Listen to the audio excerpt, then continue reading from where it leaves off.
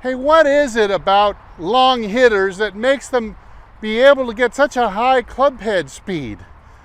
When we figure that out, we'll be able to figure out why you're not getting enough club head speed. Stay tuned.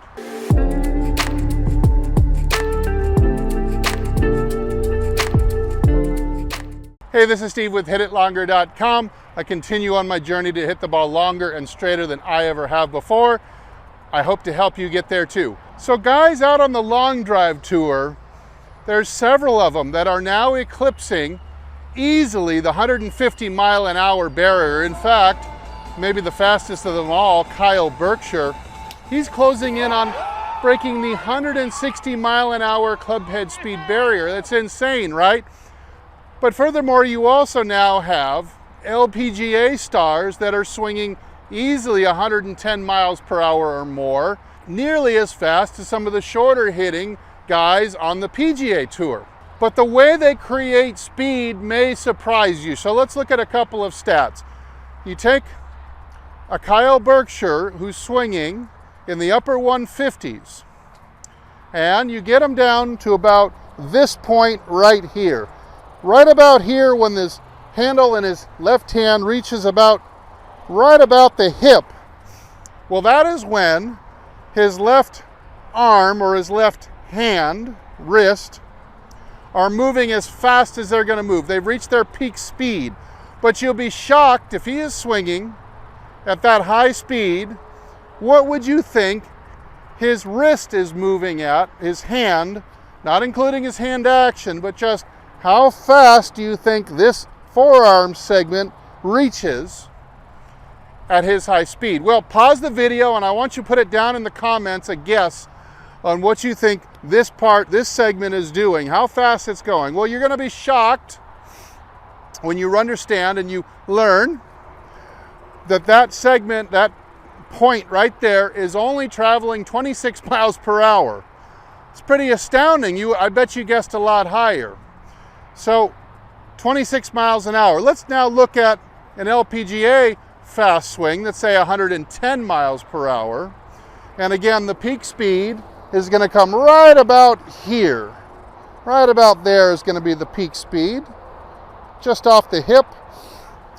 Again, put your guess down. It should be a little more educated this time, but in reality, that golfer is only going to be moving this part of the wrist right here at the bottom where it meets the hand at about 22 miles an hour. So much slower than you would have guessed before you clicked on the video. But yet I'll bet it's a lot closer to Kyle Berkshire's number. It's only 4 miles an hour difference from the LPGA swinging about 110, and let's say Kyle Berkshire swinging at 156. So what's the missing piece here? How can they be so slow here with their arms and yet so close together in speed? Well, it's the multiplier.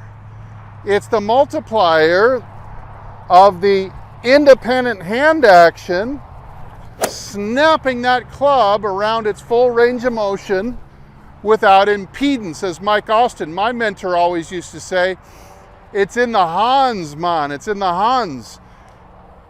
Look at it mathematically for a second. Follow along. I'll put these figures up on the screen.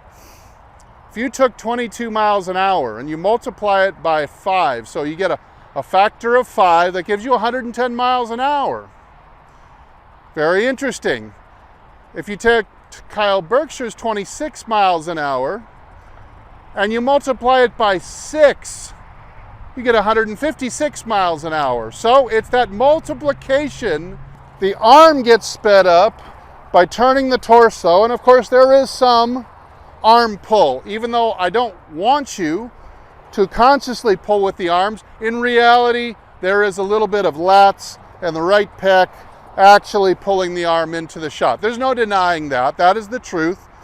I don't want you to focus on that though. I want you to focus on they're getting their arm to move one way or another. They're getting their arm to move 22 or 26 miles per hour at its peak speed. Then it slows down as it's transferring all the energy via the wrist out from the ground all the way out to the wrist and into the club, and it's giving you that powerful multiplication problem. Now, what's the average guy out there? Well, the average guy out there probably isn't turning and moving their arm much slower than the LPGA 22.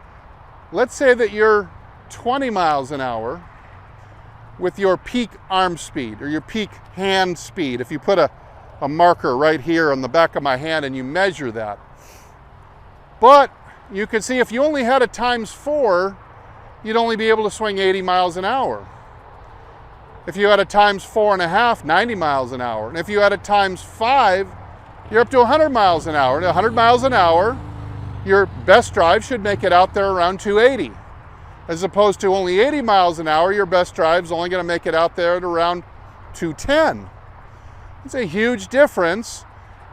And both would involve these exact same mechanics of shifting and turning and making the arm speed up to 20 miles per hour. But the difference would be how quickly you are snapping that club around the wrist. So I want you to remember that when you are looking for more speed and more distance, most of my students that have come to me looking for more speed and distance, their multiplier is shot. They only have a ×4.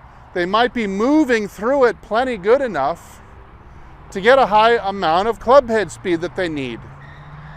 But they are simply not snapping the wrists with super acceleration and freedom and recklessness and loss of control. That's what it feels like. And the average club golfer out there who's got a single-digit handicap, this is why you're not getting that distance, because you're so slow and controlled with the hands through the impact zone that you're stuck at that 88, 90, 92 level when it'd be easy to ratchet that up to 100 by just getting your multiplier from 4.5 to 5. Fast hands can be developed. It doesn't take a change in your physiology, doesn't take the gym. It just takes the willingness and some good feedback to learn what speed feels like. Now, when you're after developing this multiplication factor of the hands, again, you don't have to necessarily speed up the body at all or try to swing harder, but when you can swing your hands freer and with more acceleration, we can get that times factor up. You can see that getting it from even 4.5 up to 5, as much as 10 miles an hour for the average guy. And that can actually come very fast. Here I've got my feedback device. I've got the RIP radar. I've just got my standard driver.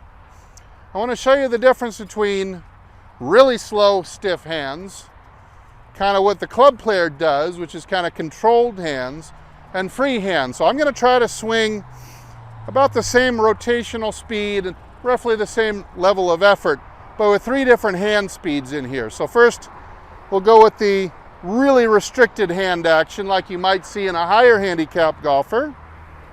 Doesn't know how to give it any speed, something like this.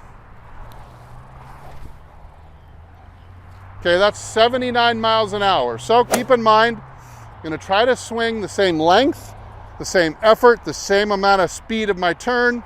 This time I'm going to activate the hands like let's say a single-digit club player might do. Something like this. Okay, got that to 89 miles per hour. So that might be typical of some of you watching. 89. And now I'm going to really put a little whip crack into this. It's not necessarily effort, it's freedom, recklessness, loss of control, acceleration, whip crack, same arm speed, hopefully.